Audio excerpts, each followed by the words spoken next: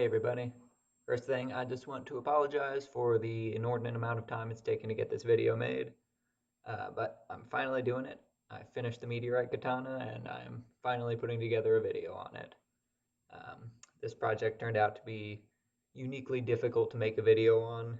There's just a lot and I don't have as much footage as I would like to, but regardless, I'm still going to put together what I have. I think I have enough to show you something interesting. And so with that in mind, I'm going to eschew any sort of fancy effects on this one. I'm just going to be showing you what I did and voicing over as needed. So with that, I say enough blathering. Let's get right into it.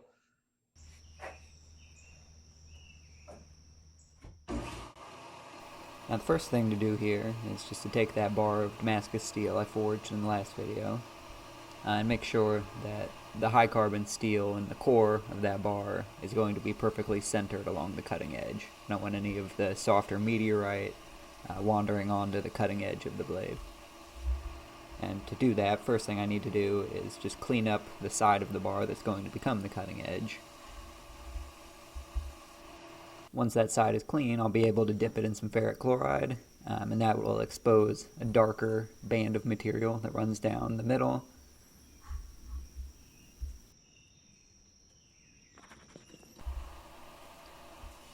And then from there I can go back to the grinder again and start grinding in just a very steep bevel along that edge, just to make sure that in the areas it needs it, I have the same amount of material on either side of that dark band. That'll make sure when I go to forge and grind in my bevels, the material that comes out in the center of that cutting edge is only the high carbon steel.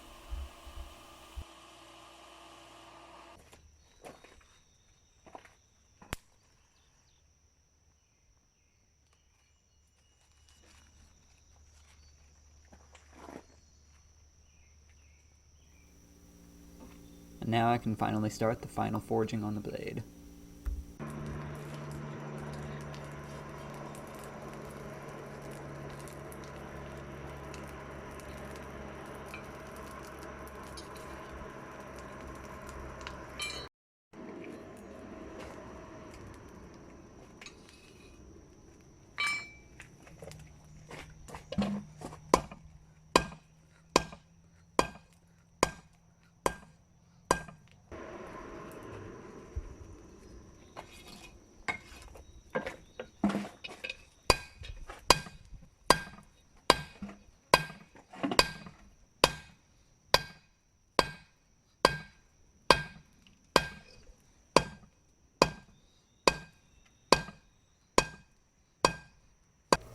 Starting my forging at the tang, and I'm going to work up from there, from the tang to the tip, forging in the bevels. I actually typically forge from the tip downward, but in this case it doesn't make a lot of difference since the bar already has a distal taper down the length, and forging the tip of a katana actually involves trimming a bit of material anyways, so it worked out in this case.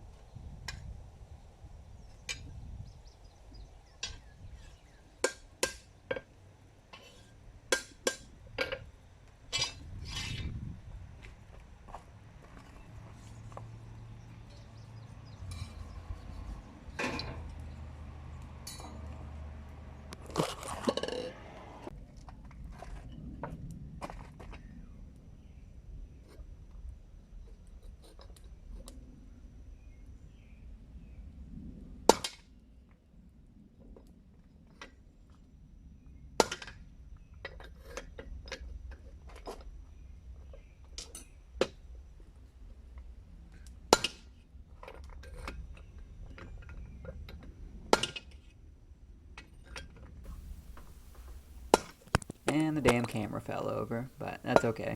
That gives me a second to explain how the tip of a katana is forged. So you might have noticed there, I cut that bar off at an angle opposite to what you'd expect on a katana. That's because after cutting that, I'm going to go in with another heat and fold that point back the opposite direction, if that makes sense. So if you remember, I already went through and centered one edge of that bar. Now I need to make sure that that centered edge follows all the way through across the chisel point. This is by no means a traditional katana build, but it does have that in common with it. This is how katana points have always been forged. And it's a really useful technique to know anytime you're working with a blade that has a sanmai construction.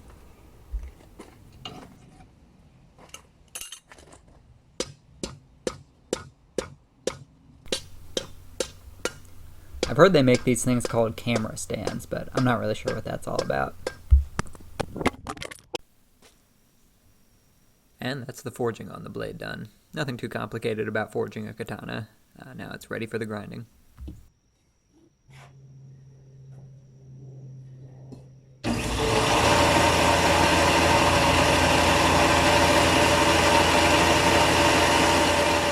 there I just had a little bit of profile grinding to do to make sure that the curve of the blade is consistent down the entire length of it.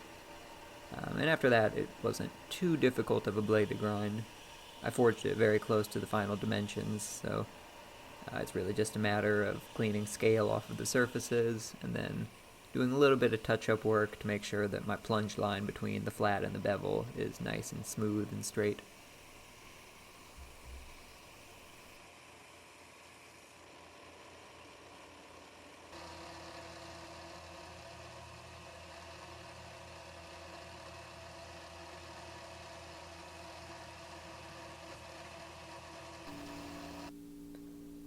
After I was happy with the machine finish, next thing to do before heat treating and hardening was to do some engraving on the blade while it was still nice and soft.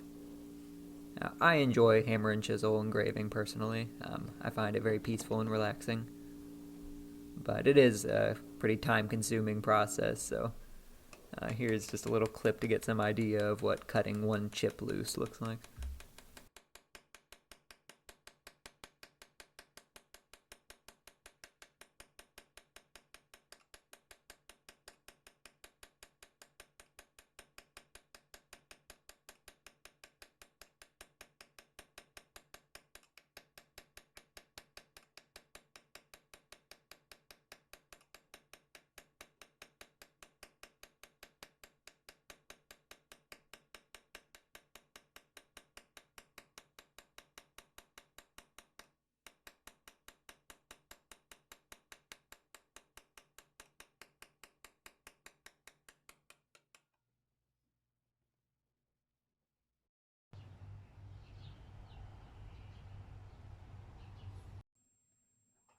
And for the actual hardening of the blade, unfortunately, I didn't manage to get that recorded.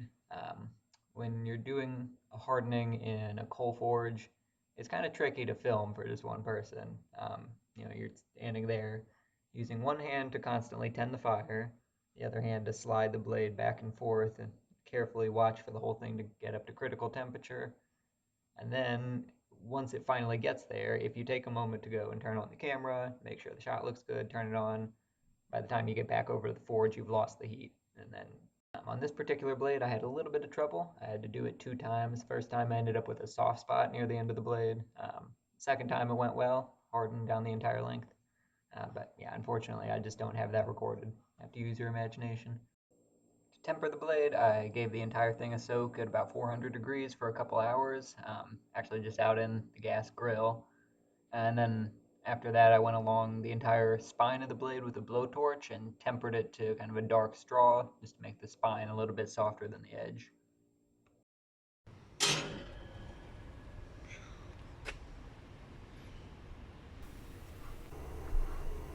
And the last step before doing the finishing work on the blade is to forge the habaki, which I'm making out of a little remnant piece of meteorite iron I had left over after I forged the blade.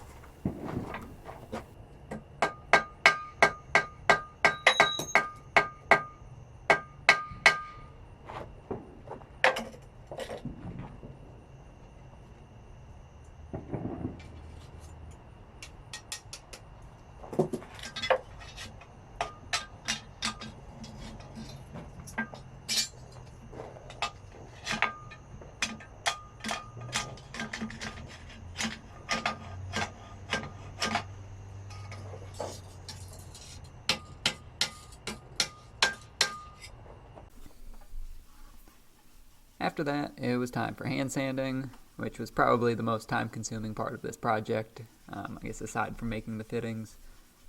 Normally, I'm somebody who enjoys hand sanding. Like on a knife, you can just sit down, maybe queue up a couple podcasts, and then it's over and done with in one go. And on a sword, though, you wear yourself out hand sanding, fingers are starting to blister, you're covered in dust, and then you flip the blade over, and you're only at a 220 grit, and it just keeps going on a long time after I would have liked to be finished with it. But I powered through it. I eventually got it done. I took the entire blade up to a 1000 grit. And after that, finally ready for etching. But I'm going to make you suffer through a little bit of the sanding footage because I had to suffer through the whole thing.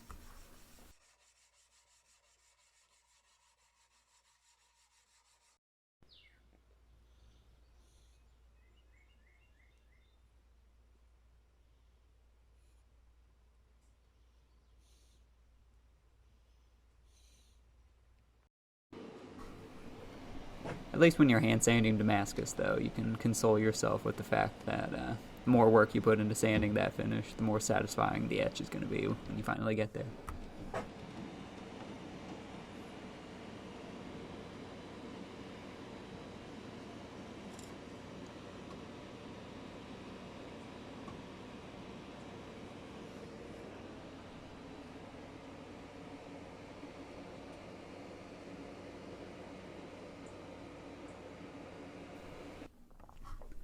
I'm not going to go into too much detail on how I made the handle and the scabbard because, frankly, I don't know what I'm talking about when it comes to woodworking. I know how to do just enough to get by and do what I need to in bladesmithing. But for this, basically what I did is take a piece of white oak and trace out the cavities I needed to carve out for the handle and scabbard, and then carve them out with a hammer and chisel.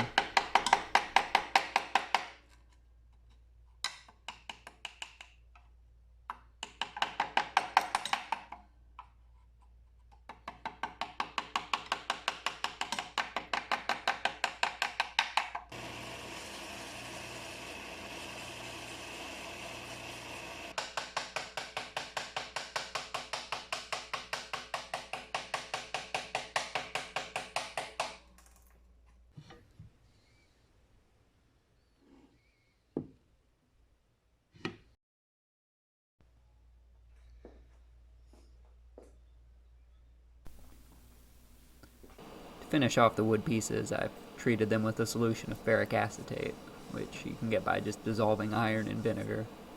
And then the solution actually reacts with tannic acid in the wood and leaves behind this really beautiful dark iron oxide coating. Gives the wood a really nice dark finish. Most of the rest of the work for this katana is just fit, finish, and fittings. And back when I made the fittings for it, I didn't really record my process. I didn't shoot any video of it. But I feel like I should still explain a little bit about how I made them. I can't go into depth or this video would get way too long and those would really require their own video. But here's just a basic rundown of what I did to make those. I made all the fittings for the sword out of an alloy called shibuichi, which in this case is a mixture of about 3 parts copper to 1 part silver. I just poured that into these rough blobby sheets, and then from there, through many cycles of annealing and hammering, rolling, and repetition of that, I processed that down into some plate, and then some thin sheet, and some wire. Then through a lot of careful fitting together and soldering, I constructed all my sword fittings out of that material. And for the decorative work on this, I did some enameling, and specifically a combination of techniques called champlevé and cloisonné. Now, enameling is basically the process of taking powdered glass, applying that to the surface of your metal, and then fusing that together and melting it onto the surface in a kiln. And champlevé is taking cells like these little ones I've created on the surface and filling those in with your enamel rather than just enameling the entire surface. And then cloisonné is where you go into an enameled surface and inlay these additional metal wires and create further subcells that you can then fill in with more enamel. And then for the fittings on the scabbard, I decorated them in more or less the same way.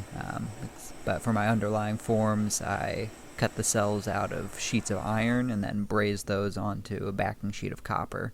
Then did my enameling from there.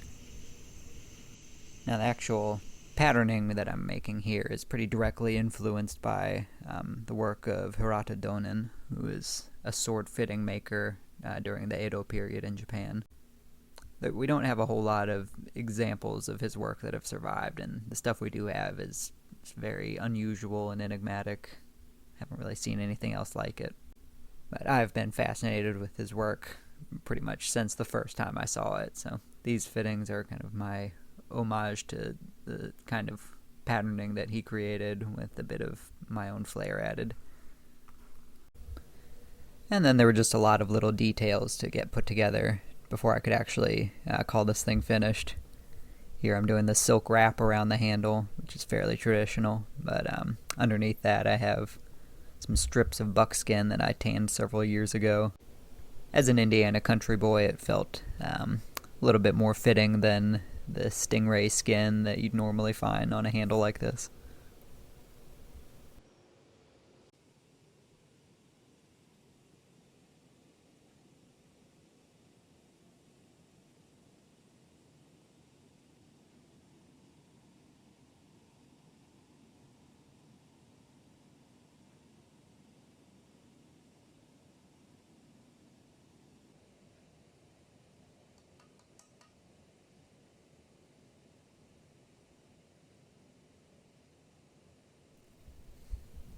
In a lot of ways, this was a really big project, but honestly didn't really feel like it to me for the most part. I mean, every element of it kind of came to life and became its own little project. And it's not really until the very end that you kind of consider it as a cohesive piece. Until that, it just felt like I was working on a few dozen little projects that I could split my attention between. And then at the very end, they all kind of magically come together into one cohesive piece.